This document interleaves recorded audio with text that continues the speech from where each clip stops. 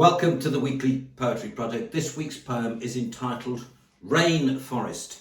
It's by Judith Wright, and this is how it reads. The rainforest drips and glows with green. The tree frog croaks his far-off song. His voice is stillness, moss and rain, drunk with the forest ages long.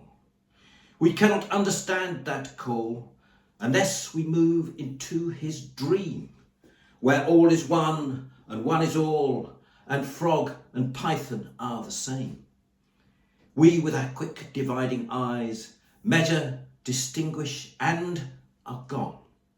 The forest burns, the tree frog dies, yet one is all, and all are one.